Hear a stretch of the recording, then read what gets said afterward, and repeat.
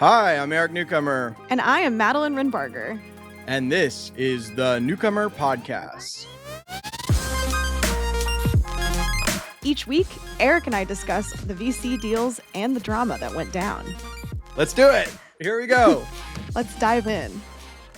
Welcome back to the Newcomer Podcast. It's our last show of the year, Eric. I mean, it's flown by. I know. Yeah, it's crazy. It's a very busy December for me. We've survived our events, but have a very ambitious plan for Newcomer next year. And I think, as we're going to get to on this show, it seems like tech itself might be positioned for a better year next year than we expected. So will definitely be a busy year for us, and big slate of stuff to talk about in this episode. So excited to get into it. Yes, let's jump in. I would say bullish on 2025 if it's anything like the last couple of weeks of December that we've had. Right. First up off, of course, is ServiceTitan saw its stock price pop during its IPO this week. Huge. I feel like tech is desperate to make a mountain out of a molehill out of this one. I mean, ServiceTitan, good company, not like a transformational, iconic company that everybody's heard of, but positive IPO. ServiceTitan helped avoid some of a brutal ratchet, though I think the late stage investors still got a little extra money, but they had a lot of pressure to go public thanks to their deals with late stage investors. And thank God they got that extra push because they had a successful IPO. We saw a pop. I don't know, what's the mood? The mood seems really positive. I mean, the shares opened at 101. They had continually raised the share price ahead of the IPO, which was, priced at 71, which was a big jump up from what we first thought it was going to be. And, there's been some investors in the deal that it's just a really big win for them. I think a lot of people were really hoping for something like this at the end of the year as a positive signal. Part of what motivated ServiceTitan to go public at the end of the year and not wait a year was, this ratchet mechanism. What are your thoughts on this? Is this like a good bet going forward? Does this work well for companies, or how do investors, take it?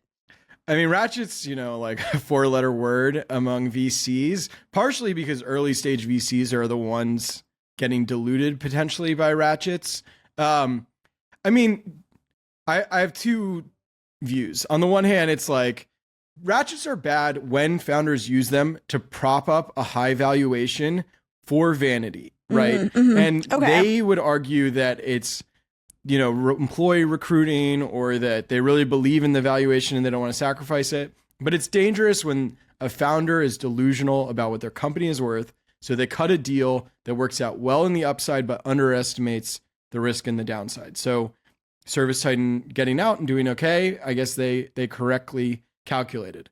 On the other hand, I think it's easy to be like, oh, ratchets, you're just chasing a high valuation that's not defensible. On the other hand, these founders certainly understand, hopefully, the terms, and, often they're raising a ratchet when they can't get sort of equity at terms they prefer. And so, these are sophisticated investors doing deals. So I don't have any real moral problem.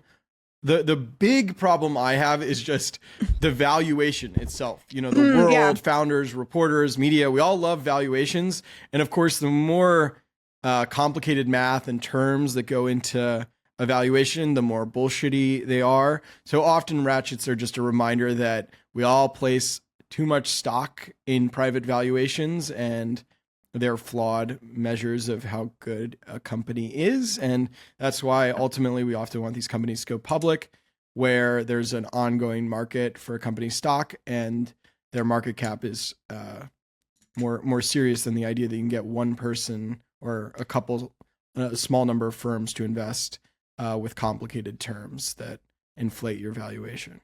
I wanted to highlight my favorite tech meme account tweet on this whole thing. It's from Buku. Is it Buku Capital? It's one of my favorite accounts. Buku Capital bloke. Yeah. Long time follower. He has a picture of Stringer Bell from The Wire, and it says, "I want you to put the word out there that we back up." And he's quote tweeting Bill Gurley, who's whining about IPOs leave money on the table and everybody should do a direct listing, which is obviously, Bill Gurley's hobby horse, his obsession. And yeah, I do think there's a truth to it. It's like, man, we're really back to normal if Gurley's out there making the case for direct listings, because you only, are willing, you don't quibble about the small stuff if you're worried about big existential questions around whether tech companies can go public at all. You're only sort of making the case for direct listings once IPOs are so good that you're like, oh, well, the balance is money that you're giving to bankers to give away to their friends, instead of making sure us VCs and founders get as much money as we can for our shares. Yeah. Right. It seems like it's very much, just if we're in this debate, like that's a bull signal right there. Good news. Yeah. It's good. Madeline, you've been sort of eyeing the IPO market with ServiceTitan doing well. What companies does that sort of give a potential nudge out the door that might have been considering it next year? So the big talk of the town is obviously Databricks. I've heard kind of mixed signals actually on that one. Some sources are saying that's a lock for 2025. Some are saying, no, it's 2026 because they just had this really big capital raise. So that one I think will be soon, but they did acquire some capital pretty recently that could hold them off for a bit if they want to. So that may not be one. Obviously, people have their eyes on Stripe. I think some more interesting ones that I've been hearing about, are Chime, Figma, maybe again. Chime, I believe next year. Yeah, Chime. That seems likely. Some people told me Canva. So quite a slate there. There's a lot of decacorns kind of waiting in the wings. So there's a lot to choose from. But the problem with Databricks and Stripe is what you're touching on. Their ability to raise these insane private rounds just takes off so much pressure. I mean, Stripe is doing so well that they can, buy shares from their own employees. So it's there is a continued sort of perpetual private company. Anyway, we can talk about the psychology of these big companies staying private all day. But I think the point here is clearly there's a lot of hope right now that a positive ServiceTitan IPO will mean that everybody's a little more enthusiastic going into next year, which certainly the software world, it's been brutal, it's been a good time for AI, but the classic sort of software company, much harder. In private markets news, we had a massive capital raise this week with Crusoe, friend of the pod, Chase Lockmiller. Yeah, exactly. But we love Chase. He's been a staple at Cerebral Valley, some of our dinners, a character. I think one time, we had somebody bail. And we had like Chase. I just met Chase and put him on stage at Cerebral Valley. I mean, he's a great, very charismatic guy. Sort of fun story of like they got into AI cloud compute business from working crypto, and they're all about using sort of captured energy. So both a creative business. Yeah, the most successful crypto to AI pivot of all time, maybe. Yeah. But yeah, they're doing quite well. They raised a 600 million Series D round led by Founders Fund, notably a fund who really likes to take a big chunk of the round. So they delivered on that. Fascinating Founders Fund bet. We've said it before, but a lot of their successful investments have been these growth stage deals. High conviction with this one at a time when many people think if AI continues to accelerate, we'll have sky high energy costs and really need to build up infrastructure. Yeah, absolutely. It seems like also, Founders Fund has a pretty prominent position in OpenAI. So I feel like they're here with this high conviction bet where they're taking a big chunk of this. They're going all in on every part of the stack needed to power the AI future. Moving on to our main story, Alphabet had a bunch of wins last week. I just am shocked. Insane. I mean, quantum chips announcement was great. So they've made big progress there.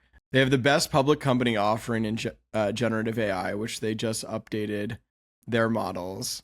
And then a sort of unforced error from General Motors abandoning Cruise means that Waymo, which already, was in the lead, is now sort of uncontested again, except Tesla, which of course is, an automaker building their own autonomous technology. So if you're an automaker without self-driving capabilities, it seems like Waymo is your only potential partner. So yeah, did I miss any Google wins? Or I mean, the stock price is up too. Yeah, the price is surging. I mean, it's just been an all-around great period for them in a time when I think a lot of people were really writing them off. They had, a lot in the AI race specifically, and this Gemini news is just really promising for them too, I think. And I thought you and Jonathan had the right take in the newsletter, which was this has been a company that people are like, oh, their lunches are too good, they're too soft. And certainly, I've known Google people who didn't seem like they were in the office super long hours. But I think about that part in Silicon Valley where they're unassigned, at Huli. Right. Like that's the Google. classic Google negative stereotype. But, the counter to that is that sort of, researchers require a little bit, of slack and time to think. And, Right. in some ways, Google was setting itself up as a very researcher friendly company. Of course, we knew that, the Transformer paper came out of Google and all those people left. And so maybe it's like, okay, they're good at discovering things, but then everybody else is going to eat their lunch and execute. But now we're starting to see some signs that no, with this advanced technology, they're still very capable of producing results. And so that's made the market, and I think Silicon Valley, more bullish on Sundar, even as the government's trying to break them up. So we'll see if, Google as we know it, Alphabet as we know it, still exists. Right. Totally. Yeah. I think it's really a story of not counting them out at this point. They're bets that they've made that are these sort of wonky research bets that seemed like long time horizons. We've hit those time horizons and it seems like they're paying off. And it seems like despite all of the criticism, they are turning them into products, which is pretty impressive. So obviously they have a lot of competition, but not really on self-driving. So, I mean, a super macro theme, we talk a lot about venture, but the big public tech companies keep dominating, people counted out Facebook, Meta for a while, and that company was a great sort of public investment. People then counted out Alphabet. Now it's been a great public investment. Microsoft is obviously crushing it. So, man, the tech giants just continue to win. And, if in a Trump world, it feels like, oh, they can do deals again. Yeah. I remain pretty bullish on those companies and lots of excitement that they can just gobble up the startup winners going forward.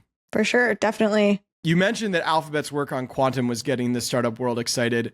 How much is the quantum world delivering? I wrote about Rigetti many years ago. It seems like that's a now public company that has struggled. Or what's your sense of the startup world's answer to what Alphabet has produced here? Yeah, I think it's pretty early. From my understanding, startup funding to quantum companies, it spiked this year to 1.7 billion, according to PitchBook. There were across 73 deals. Last year, there were 93 deals, but they weren't as capital intensive. So the overall funding total was lower. But it's the highest total for funding in a year for quantum computing yet in the venture market. So obviously, there's some excitement around that. I think people are exploring different ways we can develop compute as we get, further into the future. That seems really promising. But the main thing I get from talking to quantum founders, even obviously who are very bullish on this technology, is that it's early days. The use cases are still kind of far. So for these sort of moonshot bets, as exciting as Alphabet's breakthrough is with these chips, and it does have, a lot of founders equally excited and jealous that this has happened, we're still in early innings. It's not necessarily like we're going to see the killer quantum use case or product yet, but it's very promising right now. Very Silicon Valley, always early. We fantasize about the technology when it's in early innings. It'll take a while, but you got to have the vision. OpenAI was once sort of in this, it's a research project period with some exciting ideas. And now, I'm talking to ChatGPT. I'm talking to ChatGPT more and more every day. What do you talk to ChatGPT about, Eric? I do too, but yeah. I'm trying to use it as like my to-do list, where it's sort of a dynamic to-do list where I update it on what I've done, and then it's like come back to me with what I need to do and like cross off things. It's, if anything, it's smart formatting, but it's also nice in that ideally it keeps sort of a running track record of what I need to do. And, in some ways, I think what it delivers, honestly, is it's like very affirming relative to the to-do list. It's like, yeah, okay, this is, you've gotten a lot of stuff done today. It's good job. It's good at being sort of a little supportive while keeping track of things, doing the formatting. So it brings a lot of little things that a traditional word processor doesn't. On ChatGPT, I actually had a long conversation with ChatGPT about Google's quantum announcement, because they claimed that their discovery pointed to multiple universes, and I found that somewhat hard to believe, or like at first I was enticed, but then I was like, really? And so honestly, it was a good way to sort of dig into quantum mechanics and the current research. And basically, there are people, real, scientists who think that quantum is evidence that there are multiple universes, and that perhaps some people think it really does prove the multiverse theory. Yeah. Right. That the processing is actually happening in other universes.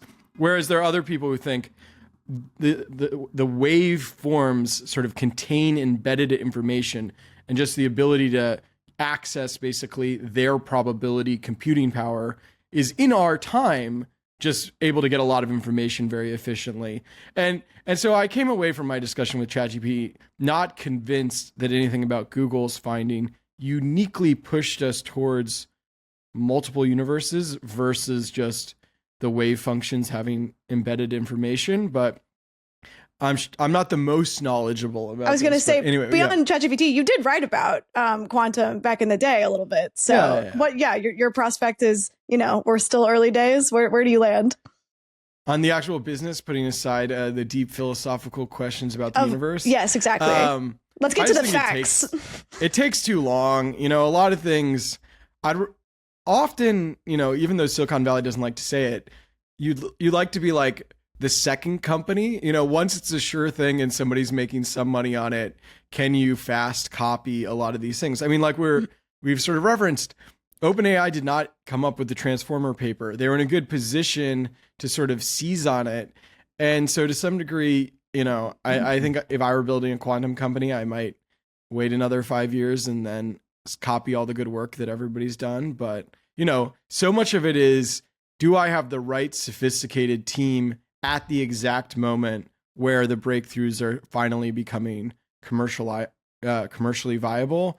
And I guess I don't think we're at that moment yet. So if I were starting the quantum computing startup, I'd wait a couple of years and then try again once we feel a little closer. But as I said on the last podcast, happy for people to burn money trying to build it because we want it. But I guess want your investments. Please invest. Shares as an investment. Moving on, I did want to shout out a couple honorable mentions this week. They weren't our top story. We love upstart venture capital firms, so we do cannot leave them off the roster. We have to mention them. Two that really came out were Laude Ventures raised a debut $150 million fund to back pre-seed and seed stage technical startups, founded by Pete Sonsini, Andy Konwinski, who's the co-founder of Databricks, and Andrew Kryakov. It's a great team. Again, an example of emerging managers work when you have like a powerhouse team behind you. So clearly this is one of those cases, but yeah, I'm bullish. I feel like one of, a premise of Newcomer has been Databricks is underrated. And I, early on did a bunch of scoops on their valuations, and Ollie Goetze, the CEO, has been prominent at Cerebral Valley. And Pete Sonsini, did the Databricks investment for NEA and was a star over there and is now off with his own firm. So I guess if my Databricks bullishness holds, then I'm bullish on Laude Ventures. So it'll be interesting to see what they do. The other emerging fund this week that announced big fund, Dimension, raised an upward oversubscribed fund to $500 million to invest across the stages. So not just, early stage or late stage, they'll do it all in tech, bio, and AI. It's Zavein Dar, Adam Goulburn, and Nan Li. Also came out of, prominent firms where Eric, you broke Dimension One on the newsletter back in the day, and they're back at it again with even more capital. Love those guys. Exciting firm. Don't claim to understand what every company they invest in does, but Godspeed. Interesting. Zav broke off of Lux. Mm-hmm. So did Adam. Bilal. Adam was at Lux too. Oh yeah, Adam and Bilal just left. So. We're in this moment where, and I think we're agonizing about it in our own sort of how we're writing about this stuff. At once, it's like the big firms are getting more dominant, and then interesting partners are, shaking off. And obviously, some of those interesting partners maybe don't have the performance, so they're not surviving the big funds. And then other ones are superstars and think, well, why are my bosses getting the management fees? I should. And so as, observers, it can be hard sometimes to separate one from the other, but would love your Feel free to email us and tell us who's who. But clearly please. the Dimension team has won over their LPs. I think Zav, is in runway. I know he has another successful Lux investment under his belt. They're in Veda Biosciences, on the biotech side as well. So they'll cross that. While there is this sort of flight to quality with the mega firms and LP capital, if you are a star player at one of those mega firms and you decide to break off, the tough market for emerging managers does not apply to you if you're in that case. There are. I'm going to call bullshit on your term. Flight to quality. I feel like we should start calling it like flight to consensus or flight to capital. Ooh, flight to existing capital. Prove the quality. Good point. It's like it's a flight to a safe bet that's not going to get you fired as an LP. But the mega funds, however they're doing. A flight to consensus. That's a better term for it. Yeah, flight to consensus. There, that's it. I take that one. That's good. Really exciting for both of these teams, and can't wait to see what they do in the new year. Wow, covered a lot of ground. We went from quantum, ChatGPT, IPOs. Yeah, so new funds. This was a lot happening. As reporters, we cheer for news, and so it's a good sign that in December, positive IPOs, Google doing well. Makes me a little more optimistic about next year than maybe I was a month ago. Oh yeah, I put in there's an annual discount to Newcomer right now. It's 30% off. So maybe give it as a gift. Oh my gosh, subscribe, what a fantastic holiday gift! Wow, what a loyal employee. What better thing could you do than make our business possible? But seriously, we appreciate everyone who subscribes. It's a good moment to jump on board. And then also I'd say, you can always email Madeline and I, our first names at newcomer.co, always open to topics and thoughts. Just a reminder that we do our best when you all weigh in. And so I don't want this podcast to be one directional. And so feel free, definitely. And I need to do a post. Maybe the podcast, I can always preview the posts I should be writing, like default off the record. Or it's like, I think people get worried that if they send us our thoughts, we're going to like trick them and put it on the record. Definitely not. When we're publishing people, they know about it, and we want information more than we want you to be nervous that we're going to trick you to put your emails to us on the record. So definitely reach out with the comfort that we won't spill the beans. And on that note, send us your scoops in the new year. Thanks so much. Right. All right. See ya. Have happy holidays.